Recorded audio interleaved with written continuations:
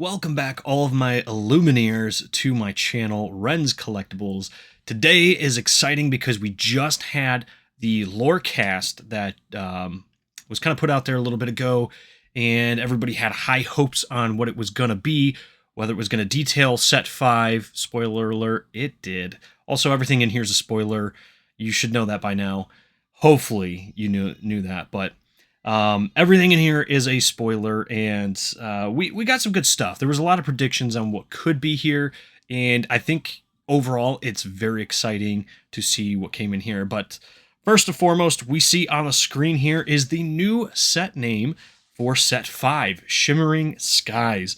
And they even had like a 2-minute clip kind of going through the whole Shimmering Skies and producing this scene of after defeating Ursula, the Illumineers, and all these Disney characters are partying, having a good time on like this fairgrounds, this festival ground. And it was just really awesome, but it introduced some new characters in there, and I'm super excited to get into it. But basically, I just took screenshots of what was happening on the Lorcast. We're just going to kind of walk through them and talk about it as we go. And we're going to start with this one. They kind of got into it. They played the video, like I said, and they talked a little bit about what was going on, kind of made some jokes, opened a pack, and did not reveal anything to us. From that pack, this is all we can see. What's down here in the bottom right corner. And it looks like there's going to either be, I don't know if it's going to be a lore card. It kind of looks like the back of a lore card, but not really. So I don't know. It could be something like Into the Inklands, where there's a new mechanic that they're walking you through and talking about. I just know a lot of people kind of skipped over that little tiny detail in the actual stream there. But I thought it was kind of cool and thought maybe that could be potentially something bigger. Who knows? We don't really know at this point. Time will tell. But could be a new thing like what was introduced into the Inklands with locations. Could have a new information card there. And we do see one of the pack arts right here is Maui. And that's about it. There's not really enough shown right here to really see what it is. Maybe on watching the replay, we might be able to determine what the other two pack arts are going to be. I don't think it's that big of a deal. It could be Kronk. It could be Donald Duck down here. Who knows? But what we do see is 2 theme decks and a booster box alongside the Trove over here. Now, they didn't really talk a lot about what was going on here, but if you pay close enough attention to this, you can see that this is not English. It says 12 carta per sestina. So, but bustina, I don't know what that is, but it's not English. In fact, they're putting out this set in a few different languages. They kind of went over English, French, German, and Italian. So if you are, not in the United States, you speak any of those languages, you are getting stuff in your language. That's awesome. Happy to see them expanding. I kind of hope maybe by the 6th or 7th set, we start to see Japanese. I would love to get some Japanese cards just because of the Pokemon side of me wants to see that happen. But those languages, it is coming in. Also, they put out that the release date for LGS's game stores is going to be August 9th.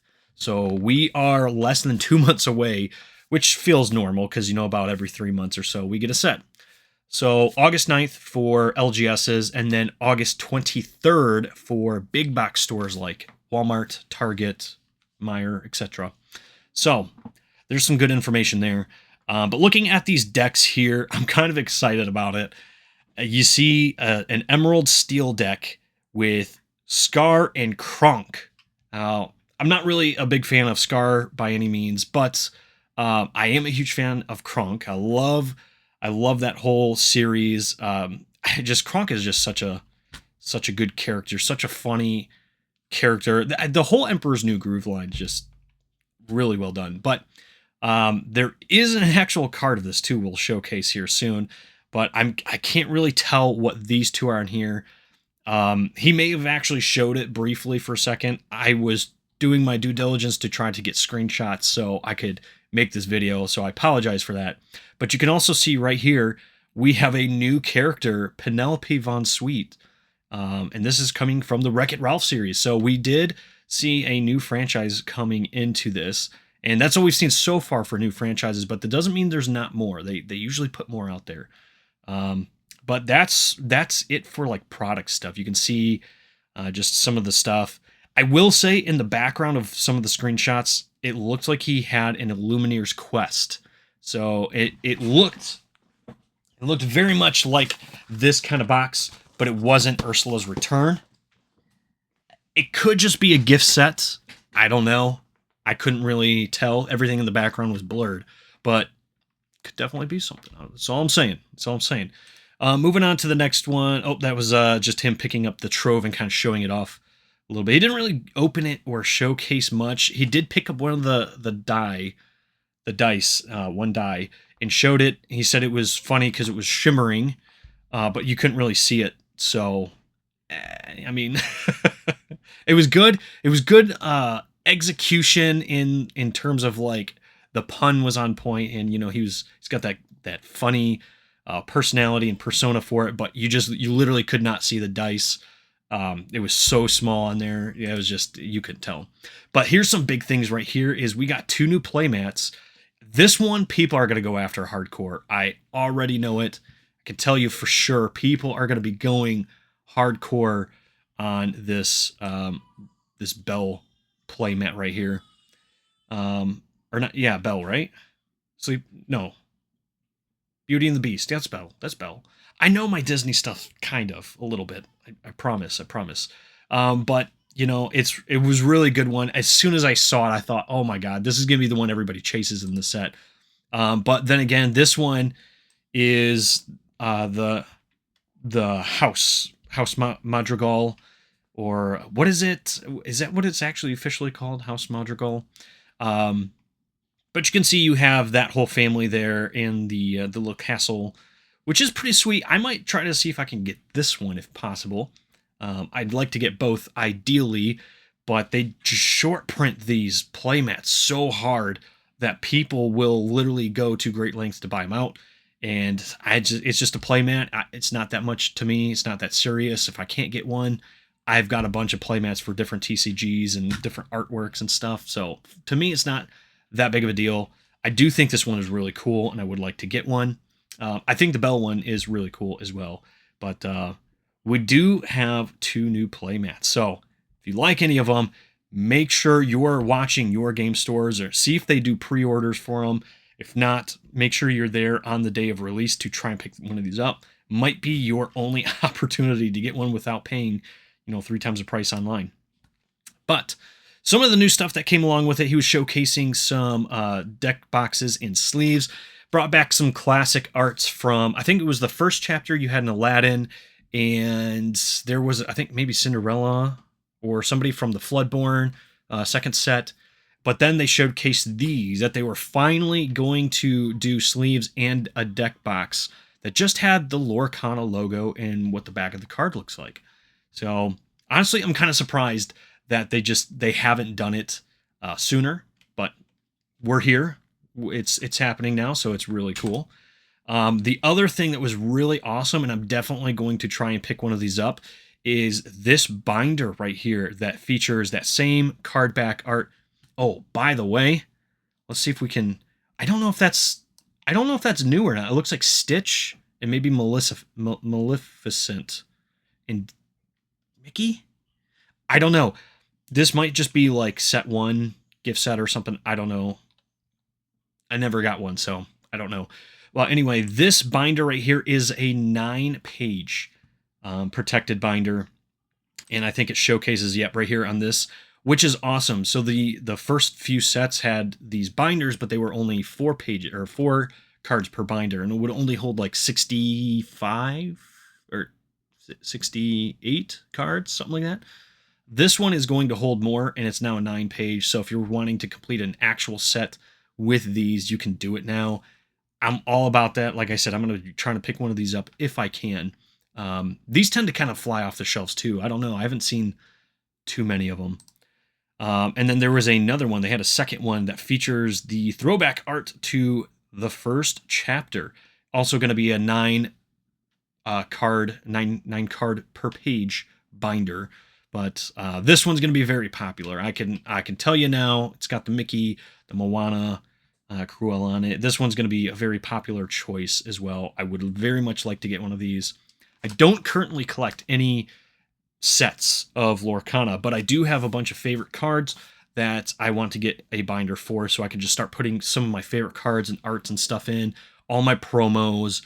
I kind of want something to do with the puzzle pieces, all that kind of stuff. So this might be your guys' opportunity as well, if you're like me and you've been kind of holding out on doing some of it.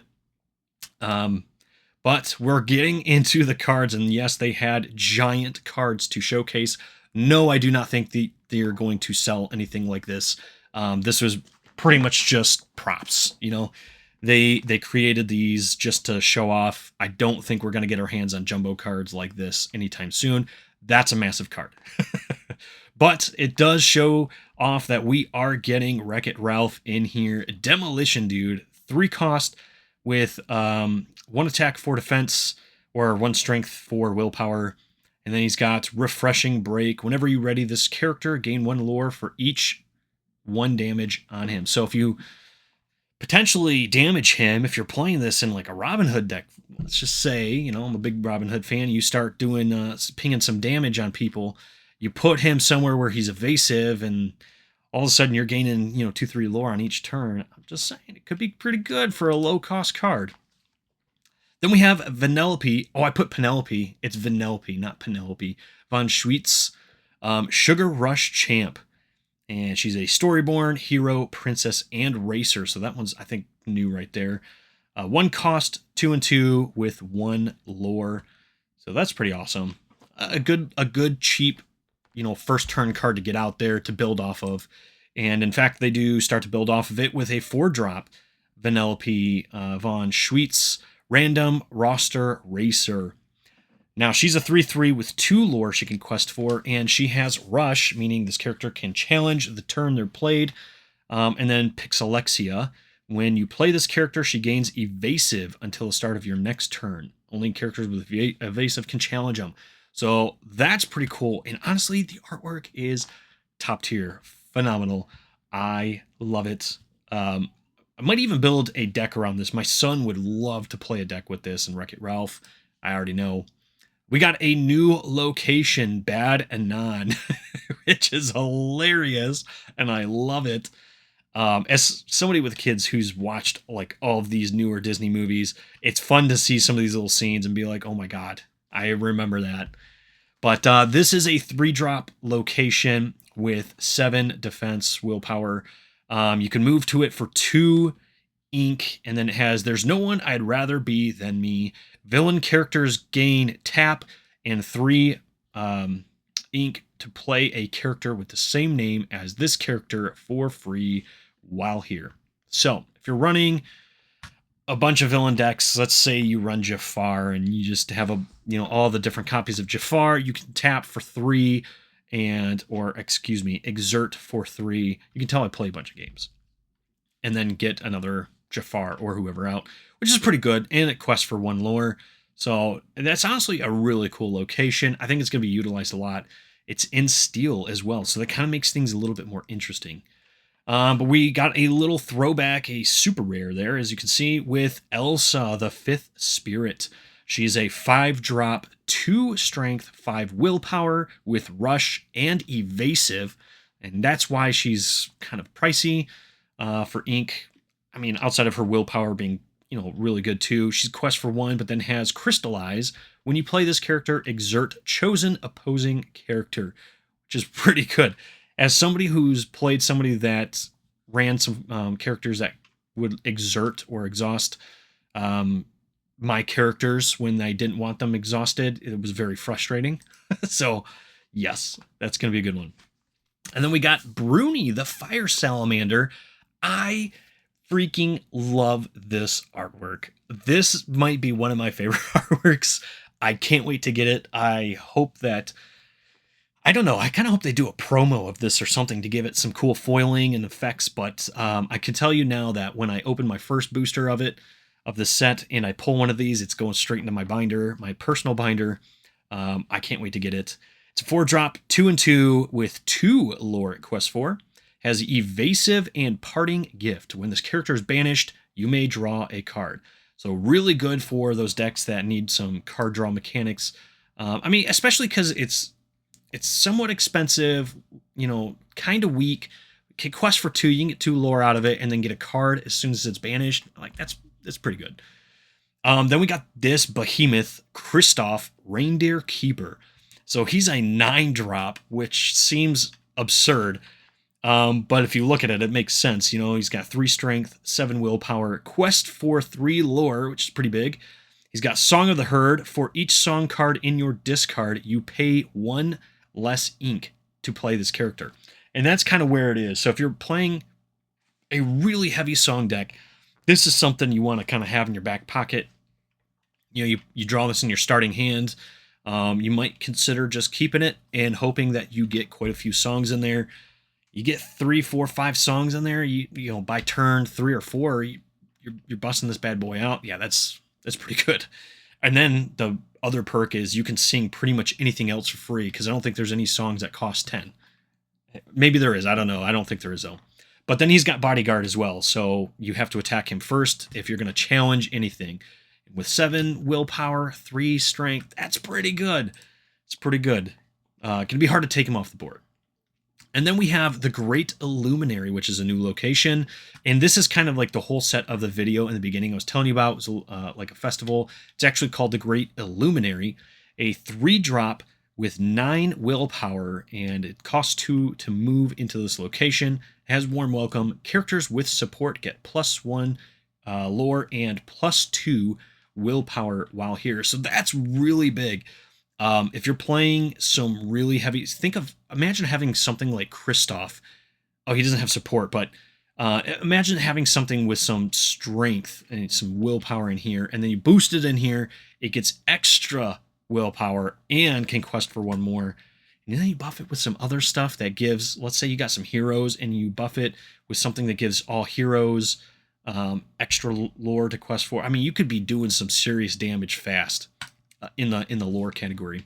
Then we have Scar, which we kind of seen on the box art for one of the starter decks. So we kind of knew something like this was going to come. It's a 4-drop with 4 strength and 2 willpower, so a very heavy hitter. He's a Storyborn villain with ward, so he can't be chosen except for challenging.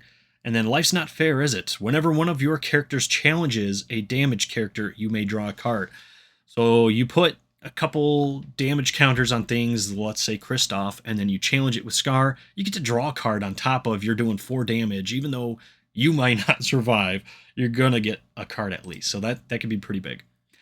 And something we finally got, I've been saying this since the game came out, and I saw that there was things called songs in here. I said, why haven't they done Maui's song, You're Welcome? Here in my house, we sing it all the time, especially in the very sarcastic way, which fits this card. I feel like it was a very sarcastic You're Welcome in this card.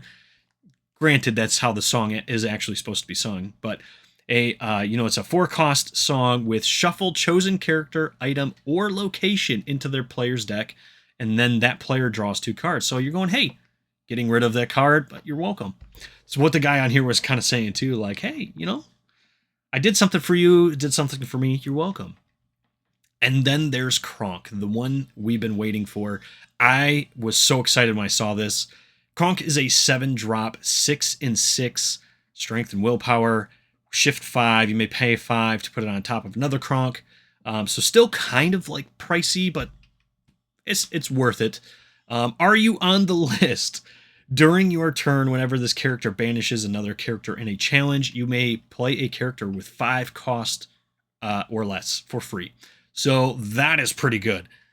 That is going to be utilized a lot. I think this really makes Emerald deck or Steel deck so much stronger.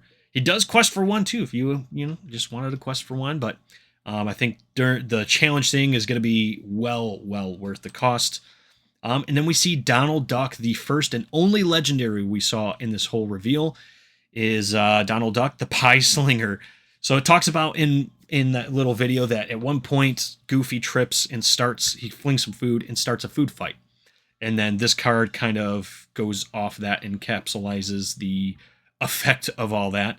So shift 4 to put on top of another character named Donald Duck. He's got Humble Pie. When you play this character, if you use shift to play him, each opponent loses 2 lore. Pretty good. And then Raging Duck. While an opponent has 10 or more lore, this character gets +6 strength. You could potentially have a really low cost card hitting for 9 damage, 9 strength on a turn. That's just unbelievably strong. Really fun. And he also quests for 1 lore. Oh, he's a 3 strength and 6 willpower fighter, by the way, or character. I don't know if I said that. And then one of the other cool things they did was they showcased the Villainous board game, which has been out there. Ravensburger has been doing for a long time. But they said in these new Villainous boxes coming up, there's going to be a Prince John that's going to be featured in it as a promo card, I believe. This is not it. This is the Prince John in the actual set.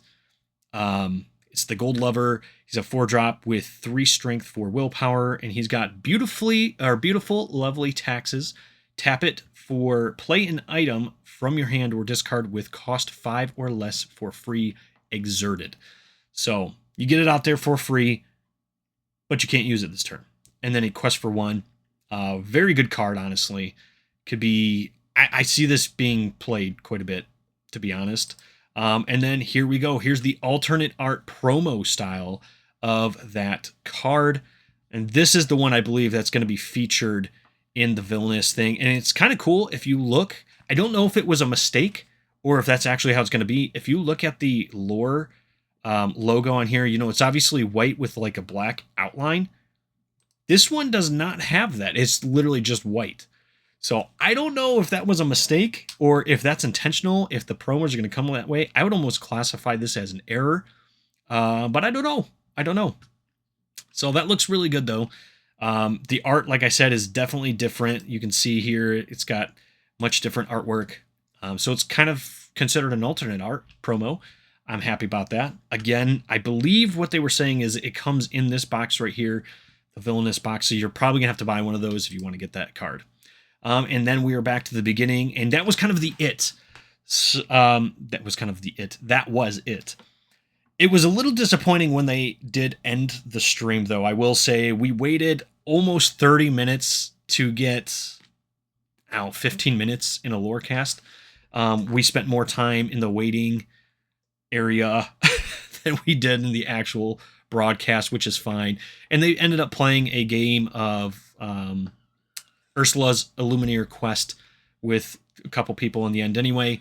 But that was all they had for the news section of the Shimmering Skies, and I don't believe there was anything else coming. I did watch for a little bit into the Illuminator's quest gameplay that they were doing. He did straight up, right up in the front, say, hey, I'm not going to be showcasing anything else. The news portion is done. We're strictly doing gameplay. So kind of hope they stick to that because I don't know at this point. But I think that was all that they really showcased. But you know what? Look, I love the set name. I love the set logo. I'm happy that we got new franchises in here. Set 5 is looking really awesome, and I'm very much looking forward to it. Hopefully you guys are as well. But that's all we have time for right now. Thanks for hanging out with me, guys. I hope you enjoyed it. Hit the like button and subscribe to the channel if you haven't already. Make sure you stay up to date on all my content, which is heavily Lorcana based.